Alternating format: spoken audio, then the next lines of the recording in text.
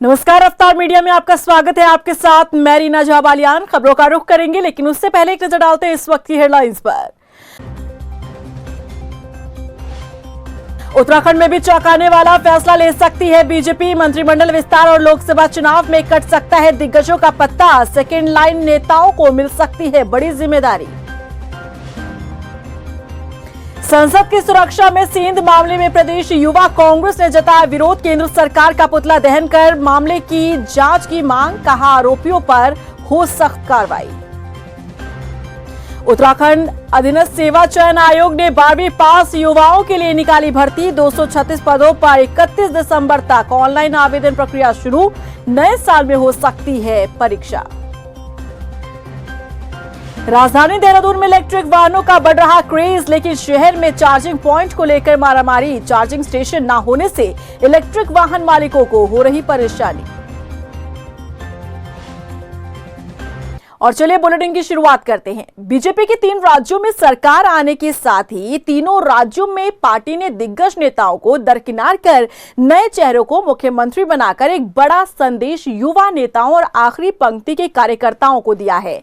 ऐसे में माना जा रहा है कि बीजेपी मंत्रिमंडल विस्तार के साथ ही लोकसभा चुनाव में उम्मीदवारों के चयन को लेकर भी चौंका सकती है, जिससे पार्टी के बड़े नेताओं की नींद उड़ना तय है। देखिए रिपोर्ट।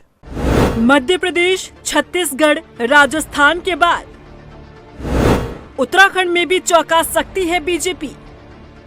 चौंकाने वाला हो सकता है मंत्रिमंडल विस्तार। चुनाव में चौंकाने वाला हो सकता है उम्मीदवारों का चयन।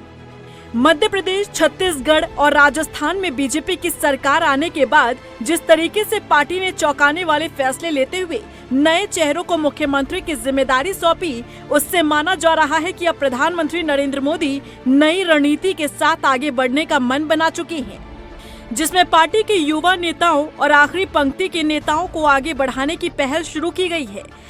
हालांकि ये उन सीनियर नेताओं के लिए भी एक झटका है जो तीनों राज्यों में मुख्यमंत्री बनाए जाने का ख्वाब सरकार आने के बाद देख रहे थे। बीजेपी के इस निर्णय से शिवराज सिंह चौहान, वसुंधरा राजे और रमन सिंह को झटका तो लगा ही है, लेकिन कई राज्यों को भी एक संदेश बीजेपी के इस निर्णय से गया है कि अब पार्टी के लिए सीनियरिटी नहीं, बल्कि युवा चेहरा और संगठन के लिए समर्पित कार्यकर्ता मायने रखते हैं। उत्तराखंड के दिग्गज नेताओं की धड़कनें भी अब बढ़ने लगी है। माना जा रहा है कि जब भी धामी मंत्रिमंडल का विस्तार होगा तो मंत्रिमंडल में अपनी सीट सुरक्षित मान रहे कुछ बड़े नेताओं को भी पार्टी झटका दे सकती है। वहीं मंत्रिमंडल विस्तार में ऐसे चेहरों को जगह मिल सकती है जो मंत्री बनने का ख्वाब तक नहीं देख रहे हैं। वहीं चर्चाएं पार्टी के भीतर इस बात को लेकर भी है कि लोकसभा चुनाव में उम्मीदवारों के जब नाम सामने आएंगे तो पार्टी कई दिग्गज नेताओं का टिकट काट सकती है और युवा चेहरों पर दांव खेल सकती है।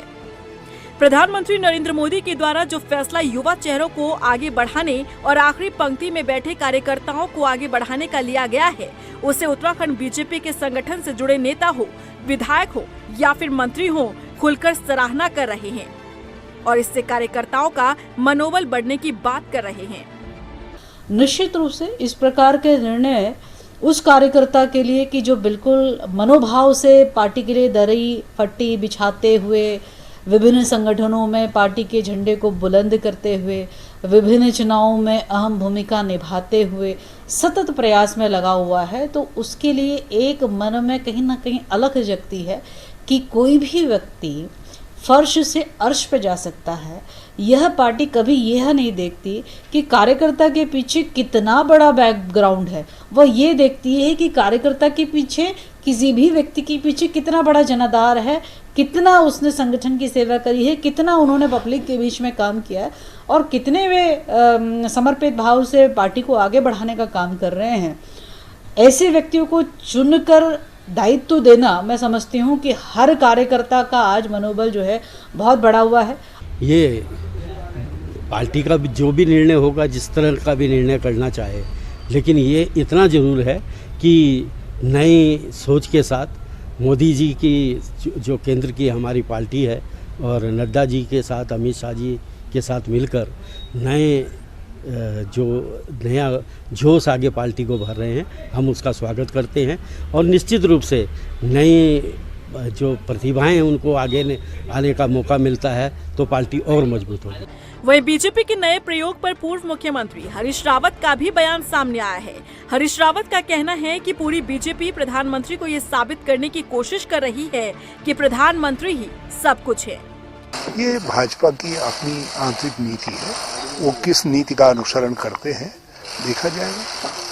यहाँ भी कोई भजनलाल की जगह पे, रमेश की जगह पे कोई उमेश सुरेश खोजते हैं, क्या खोजते हैं देखते हैं। भाजपा नेतृत्व एक बात सिद्ध करने में लगा हुआ है कि पूरी भारतीय जनता पार्टी का अस्तित्व श्री मोदी पर खड़ा है। कुल मिलाकर देखें तो बीजेपी जिस तरीके से चौंकाने वाले फैसले ले रही है, उससे ये माना जा रहा है कि जब भी उत्तराखंड में मंत्रिमंडल विस्तार होगा या फिर लोकसभा चुनाव में उम्मीदवारों के नाम का ऐलान होगा तो कौन से वो बड़े चेहरे होंगे जिनको पार्टी घर बैठाने का काम करेगी और कौन से वो युवा चेहरे होंगे जिनको पार्टी मौका देती है। इस पर फिलहाल सबकी नजर बनी है। रफ्तार मीडिया के लिए देहरादून से मनीष डंगवाल की रिपोर्ट। उत्तराखंड में हुए इन्वेस्टर्स समिट में सरकार ने जो लक्ष्य रखा था उससे ज्यादा के एमओयू साइन हुए हैं। इन्वेस्टर्स समिट के बाद अब सरकार उन एमओयू को धरातल पर उतारने में जुट गई है। मुख्यमंत्री पुष्कर सिंह धामी ने कहा कि हम ऐसे सेक्टर्स को प्राथमिकता देंगे जिससे उत्तराखंड के लोगों को रोजगार मिल सके और राज्य में विकास के द्वार खुल सके।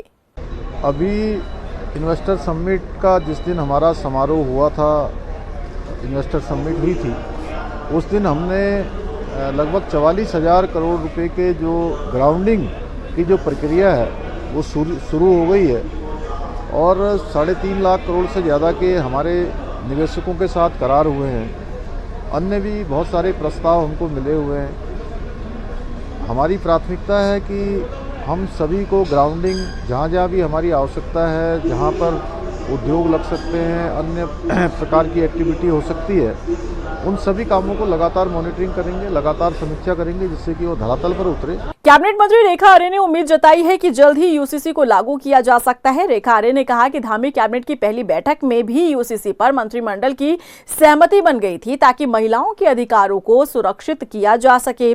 उन्होंने कहा कि वो दिन दूर नहीं जब यूनिफॉर्म सिविल कोड का लागू करने वाले उत्तराखंड देश का पहला राज्य होगा।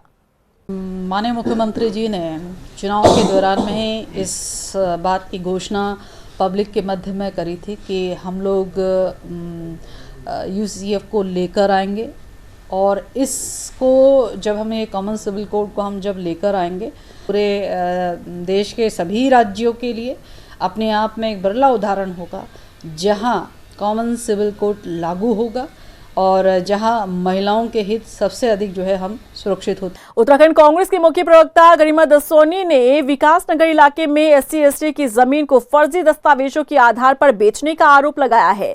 गरिमा दसोनी ने कहा कि भूमाफिया ने SC/ST की तकरीबन 300 बीघा जमीन को फर्जी दस्तावेजों के आधार पर बेच दिया और अधिकारियों को खबर तक नहीं हुई।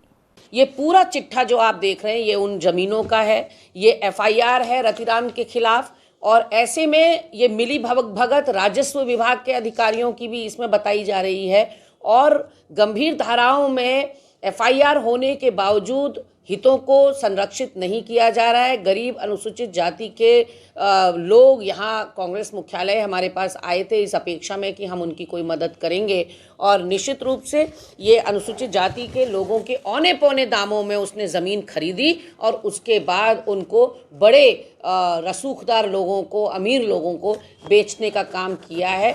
संसद में हुए हंगामे को लेकर प्रदेश युवा कांग्रेस ने विरोध जताया है। राजधानी देहरादून में महानगर कांग्रेस ने गृह मंत्री अमित शाह का पुतला फूंका और इस्तीफे की मांग की। कांग्रेसियों ने विजिटर पास देने पर बीजेपी सांसद प्रताप सिम्हा को भी सदन से निष्कासित करने की मांग की है। इसके साथ ही कांग्रेस इस पूरे घटनाक्रम पर निष्पक्ष जांच के साथ ही आरोपियों पर सख्त कार्रवाई की मांग कर रही है। आज युवा कांग्रेस देहरादून ने अमित शाह जी का पुतला जलाने का काम करा है क्योंकि जो संसद में इतनी बड़ी सुरक्षा चूक हुई है उसको हम विरोध करते हैं और पूरे प्रदेश में इसी माध्यम से पुतला जला के हम विरोध प्रकट करेंगे युवा कांग्रेस द्वारा। हम मांग करते हैं जो भी इस प्रकरण में दोषी है उसे सख्त से सख्त सजा मिले और जिस सांसद के बुलावे पे वो लोग आए थे उसको तत्काल निष्कासन करना चाहिए। उत्तराखंड के बेरोजगार युवाओं के लिए अच्छी खबर है। यूके SSSC ने 12वीं पास युवाओं के लिए भर्ती निकाली है, जिसका आवेदन शुरू हो चुका है। किस पद के लिए कितनी भर्ती निकाली गई है, देखिए इस रिपोर्ट में। बेरोजगार युवाओं के लिए खुशखबरी। 12वीं पास युवाओं के लिए सुनहरा मौका। यूके SSSC ने निकाली भर्ती, शुरू हुआ आवेदन। उत्तराखंड के बेरोजगार युवाओं के लिए अच्छी और राहत भरी खबर है। लंबे समय से रोजगार का इंतजार कर रहे युवाओं के लिए खुशखबरी है। यूके SSSC ने 12वीं पास युवाओं के लिए अलग अलग पद के लिए भर्ती निकाली है। उत्तराखंड अधीनस्थ सेवा चयन आयोग ने इंटरमीडिएट स्तरीय भर्ती के तहत 236 पदों पर ऑनलाइन आवेदन शुरू कर दिया है। 12वीं पास युवा इस भर्ती के लिए आवेदन कर सकते हैं। बता दें कि आयोग ने पिछले सप्ताह समूह ग भर्ती के लिए विज्ञप्ति जारी की थी, जिसके आवेदन अब शुरू हो गए हैं। अब आपको बताते हैं कि किस पद के लिए कितनी भर्तियां निकली है। परिवहन आरक्षी के 118 पद, आबकारी सिपाही के 100, उप आबकारी निरीक्षक के 14, पंतनगर विश्वविद्यालय में हॉस्टल मैनेजर ग्रेड 3 के 2, महिला कल्याण विभाग में हाउसकीपर के 2 पदों पर भर्ती की जाएगी। 31 दिसंबर तक आवेदन किए जा सकते हैं। बता दें कि 4 जनवरी से 8 जनवरी के बीच आवेदन में गलतियां सुधार करने का मौका रहेगा। आयोग ने परीक्षा की अनुमानित तारीख 31 जनवरी तय की है। अब आपको बताते हैं कि कितनी आयु वर्ष के युवा इन पदों पर आवेदन के लिए योग्य हैं। परिवहन आरक्षी के लिए आयु 18 से 30 वर्ष, आबकारी सिपाही के लिए 18 से 35 वर्ष, उप आबकारी निरीक्षक के लिए 21 से 42 साल, हॉस्टल मैनेजर के लिए 18 से 42, हाउसकीपर के लिए 21 से 42 वर्ष आयु होनी चाहिए। बेरोजगार युवाओं के लिए यकीनन ये अच्छी और राहत भरी खबर है। रफ्तार मीडिया के लिए देहरादून से ब्यूरो रिपोर्ट। अगर आप देहरादून में रहते हैं और इलेक्ट्रिक गाड़ी खरीदने का प्लान कर रहे हैं तो शायद ये खबर आपको परेशान कर सकती है। दरअसल इलेक्ट्रिक गाड़ियों के प्रति लोगों का रुझान तो बढ़ रहा है, लोग खरीद भी रहे हैं, लेकिन जब बात इसे चार्ज करने की आती है तो फिलहाल आपको परेशानी का सामना करना पड़ सकता है। ये परेशानी चार्जिंग स्टेशन की कमी के चलते उठानी पड़ सकती है। देखिए रिपोर्ट। इलेक्ट्रिक गाड़ियों का बढ़ रहा क्रेज, लेकिन शहर में एक भी नहीं है चार्जिंग स्टेशन। इलेक्ट्रिक गाड़ियां खरीदने का है प्लान तो जान लीजिए काम की खबर। इलेक्ट्रिक गाड़ियों का क्रेज लोगों में बढ़ने लगा है। इलेक्ट्रिक गाड़ियों के प्रति लोगों का रुझान बढ़ रहा है। लोग इन गाड़ियों को खरीद भी रहे हैं, लेकिन हैरानी की बात तो ये है कि दून शहर में इलेक्ट्रिक गाड़ियों की संख्या तो बढ़ी, लेकिन शहर में एक भी चार्जिंग स्टेशन नहीं बनाया गया। बढ़ते प्रदूषण को कम करने के लिहाज से लोग इलेक्ट्रिक वाहन की ओर रुख कर रहे हैं, लेकिन इसी के साथ दिक्कत तो तब आ रही है जब बात इन वाहनों को चार्ज करने की आती है। यदि आंकड़ों के लिहाज से बात करें तो देहरादून में मौजूदा समय में 10,000 से ज्यादा इलेक्ट्रिक वाहन हैं। कॉन्फेडरेशन ऑफ इंडिया इंडस्ट्रीज की रिसर्च के तहत 40 गाड़ियों पर एक चार्जिंग कनेक्टर होना जरूरी है। एक चार्जिंग स्टेशन पर औसतन 6 कनेक्टर होते हैं। ऐसे में 10,000 वाहनों के लिए देहरादून में 250 कनेक्टर्स की जरूरत है। इतने कनेक्टर्स के लिए कम से कम 42 चार्जिंग स्टेशन की जरूरत होगी। परिवहन विभाग 50 चार्जिंग स्टेशन की स्थापना की तैयारी कर रहा है, लेकिन 2018 से अब तक शहर में कहीं पर भी चार्जिंग स्टेशन नहीं लगे हैं।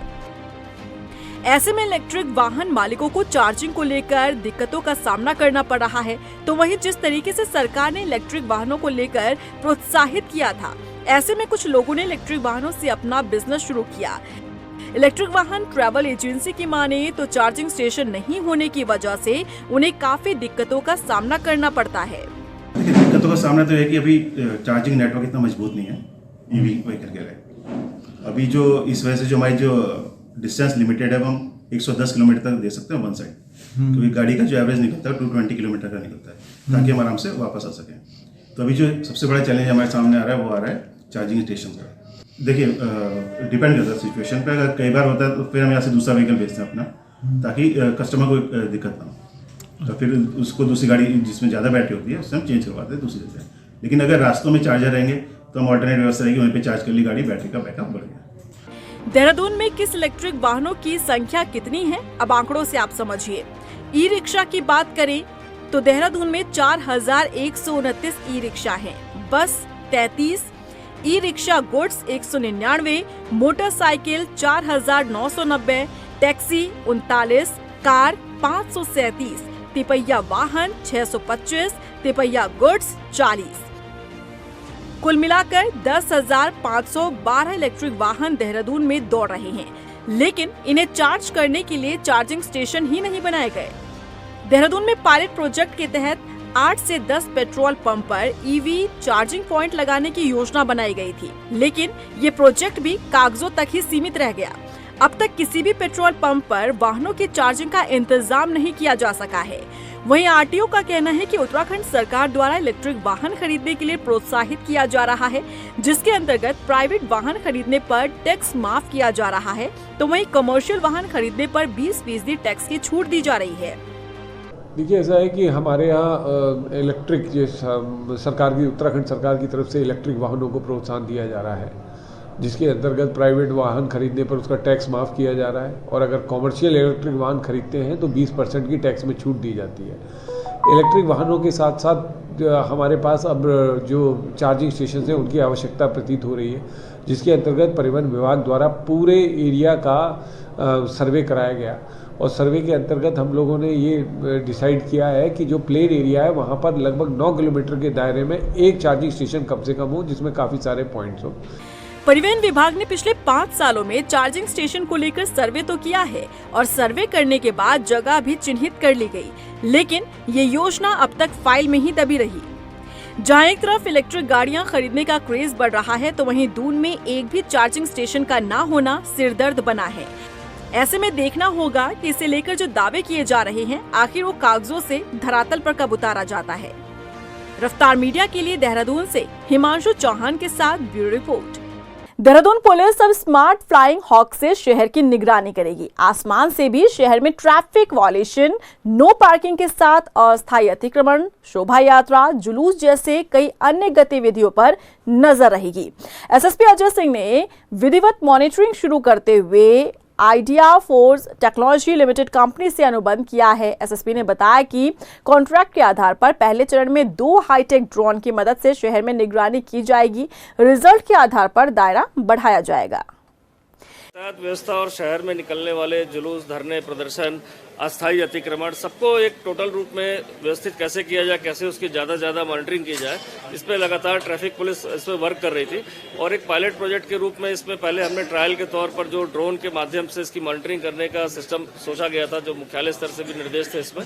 और इसके बाद लगातार जब इन चीज़ों को ट्रायल किया गया और उसमें कुछ कमियाँ थी, उसको अपने पुलिस के हिसाब से हमने उसको R&D करा के उसको चेंजेस कराए, और आज का विधिवत जो है टाटा ये आइडिया फोर्ज कंपनी है, मुंबई की idea force technology limited company है मुंबई की, इनके साथ आज विधिवत जो हमने कॉन्ट्रैक्ट साइन कर दिया है, जो अभी 6 महीने के लिए किया गया है। और जो परफॉर्मेंस लेवल रहेगा, जिस हिसाब से चीजें हमारे पास आएंगी, उसके डेटा के हिसाब से उसको आगे भी बढ़ाया जाएगा। देहरादून पुलिस और बिहार पुलिस के बेहतर कोऑर्डिनेशन से रिलायंस लूट मामले में शामिल 2 लाख के इनामी मुख्य आरोपी प्रिंस कुमार को वैशाली, बिहार से गिरफ्तार किया गया है। देहरादून पुलिस की टीम द्वारा आरोपी से पूछताछ कर उसे न्यायालय में पेश करने के बाद ट्रांजिट रिमांड पर देहरादून लाया गया। इस मामले में अब 10 गिरफ्तारियां हो चुकी हैं अब तक। बता दें कि 9 नवंबर को 5 आरोपियों ने रिलायंस ज्वेलर्स के शोरूम से 20 करोड़ के गहने लूटकर वो फरार हो गए थे। रिलायंस की जो ज्वेलरी शॉप में जो डकैती का प्रकरण था, इसमें 9 लोग इसमें अरेस्ट हो गए, जिसमें तीसरा जो मेन अभियुक्त था जो घटनास्थल पर आया था, उसकी गिरफ्तारी पटना वैशाली से हुई है। और उसमें हमारी टीम वहां पर उसको आज अभी कोर्ट में पेश करके ट्रांजिट रिमांड वहां पर लेके आएंगे। उससे पूछताछ के बाद अन्य चीजें हमें जानकारी मिलेंगी, लेकिन अभी तक जो हमारी 9वीं अरेस्ट है, जिसमें सबसे महत्वपूर्ण अरेस्ट वाली तीसरी जो मौके पर आए थे, तो कहीं ना कहीं जो जानकारियां हमें मिल रही हैं, जो पुराने अक्यूज्ड अरेस्ट हुए हैं, उनके माध्यम से हम बिहार पुलिस से, वहाँ के STF से, अन्य जो एजेंसी से उनसे शेयर कर रहे हैं, और तभी इंफॉर्मेशन शेयरिंग के बाद ये अरेस्टिंग वहाँ पर संभव हो पाई है। STF ने 2 नशा तस्करों के खिलाफ बड़ी कार्रवाई को अंजाम देते हुए 1 करोड़ की संपत्ति जब्त की है। दरअसल इन 2 नशा तस्करों को जून में ऋषिकेश के कुंजाग्राम क्षेत्र से गिरफ्तार किया गया था, जिनके पास से 300 ग्राम स्मैक बरामद हुई थी। STF ने इन दोनों तस्करों को हिरासत में लेकर जब पूछताछ की तो पता चला कि इन दोनों ने नशे की तस्करी कर करोड़ों की संपत्ति अर्जित की है, जिसे जब्त कर लिया गया है। वहीं लेन देन में इस्तेमाल होने वाले इनके अकाउंट भी फ्रीज किए गए हैं।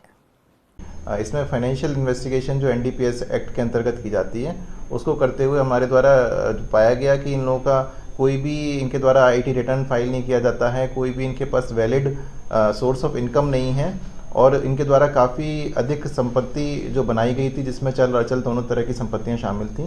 तो उन सब की डिटेल्स कलेक्ट करके ये सामने आया कि लगभग 1 करोड़ रुपए की संपत्ति पिछले कुछ वर्षों में इनके द्वारा बनाई गई थी।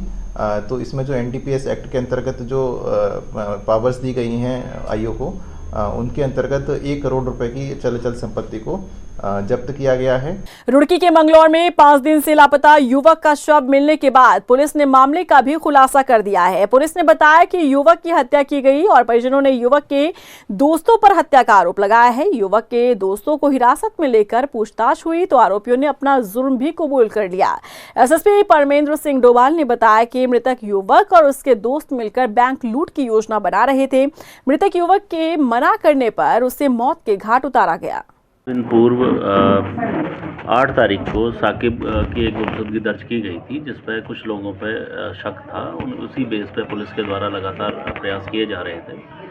कल 14 तारीख को जब उसकी डेड बॉडी प्राप्त हुई, उसके बाद जो संदिग्ध लोग थे उनसे जब सख्ती से पूछताछ की गई तो 2 इसमें जो हमारे मुख्य अभियुक्त थे उनकी इसमें अरेस्टिंग की गई है। वहीं गदरपुर के वार्ड नंबर 9 और 7 में 4 दिन पहले बनाई गई सड़क खस्ता हाल हो गई है। स्थानीय लोगों ने बताया कि नगर पंचायत ने 40 लाख रुपए हॉट मिक्स से सड़क को बनाया, लेकिन सड़क 4 दिनों में उखड़ने लगी। वहीं लोगों की शिकायत के बाद मौके पर पहुंचे अधिशासी अधिकारी ने बताया कि ठेकेदार को सड़क दुरुस्त करने के लिए कहा गया है। उधर क्षेत्रीय विधायक अरविंद पांडे ने कहा कि ठेकेदार के खिलाफ एक्शन लिया जाएगा।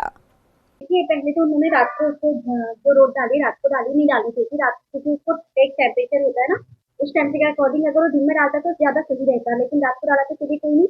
उसकी शिकायत अभी लिखित रूप में तो मेरे पास नहीं आई, लेकिन मौखिक रूप से जो मेरे पास लोगों का आया था तो उसके आधार पर मैंने उसे नोटिस दिया था और नोटिस के बिहाफ पे उसने बोला था 1-2 दिन से मैं काम शुरू कर रहा हूँ। तो मेरे संज्ञान में जहाँ तक वो काम कर रहे हैं अभी सड़क शिकायत है, गुणवत्ता की शिकायत है, तो ठेकेदार की नैतिक जिम्मेवारी है, बिल्कुल उसके खिलाफ एक्शन लेंगे और जन सुविधाओं के अनुरूप उसको ठीक किया जाएगा।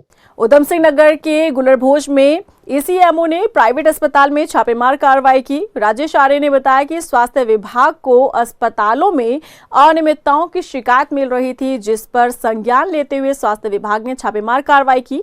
उन्होंने बताया कि स्वास्थ्य विभाग ड्रग इंस्पेक्टर के साथ मिलकर मेडिकल स्टोर्स पर भी एक्शन लेगा। ज़्यादातर जो अस्पतालों में देखने में मिल रहा है कि उनके जो मालिक हैं, जिनके नाम पे रजिस्ट्रेशन है, वो मौके पर नहीं है, या जिनके नाम रजिस्ट्रेशन भी हैं तो वो किसी और को हॉस्पिटल सौंप के गए हैं। तो ये चीज़ें जो नियम विरुद्ध हो रही हैं उस पर हम नियमानुसार कार्रवाई करेंगे, नोटिस देंगे, जुर्माने देंगे और जो भी नियम सम्मत कार्रवाई होगी वो की जाए। मेडिकल स्टोर के संबंध में जो हमारे ड्रग इंस्पेक्टर होते हैं, नियमानुसार उनके स्तर से कार्रवाई की जाती है। हमारे स्तर से उनको अवगत कराया जाता है कि यहाँ ऐसी जानकारी या सूचनाएँ मिल रही हैं। और इसी के साथ फिलहाल इस बुलेटिन में बस इतना ही, लेकिन चलते चलते एक बार नजर डालते हैं इस वक्त की हेडलाइंस पर। उत्तराखंड में भी चौंकाने वाला फैसला ले सकती है बीजेपी। मंत्रिमंडल विस्तार और लोकसभा चुनाव में कट सकता है दिग्गजों का पत्ता। सेकेंड लाइन नेताओं को मिल सकती है बड़ी जिम्मेदारी। संसद की सुरक्षा में सेंध मामले में प्रदेश युवा कांग्रेस ने जताया विरोध। केंद्र सरकार का पुतला दहन कर मामले की जांच की मांग, कहा आरोपियों पर हो सख्त कार्रवाई। उत्तराखंड अधीनस्थ सेवा चयन आयोग ने 12वीं पास युवाओं के लिए निकाली भर्ती। 236 पदों पर 31 दिसंबर तक ऑनलाइन आवेदन प्रक्रिया शुरू। नए साल में हो सकती है परीक्षा। राजधानी देहरादून में इलेक्ट्रिक वाहनों का बढ़ रहा क्रेज, लेकिन शहर में चार्जिंग पॉइंट को लेकर मारामारी। चार्जिंग स्टेशन न होने से इलेक्ट्रिक वाहन मालिकों को हो रही परेशानी।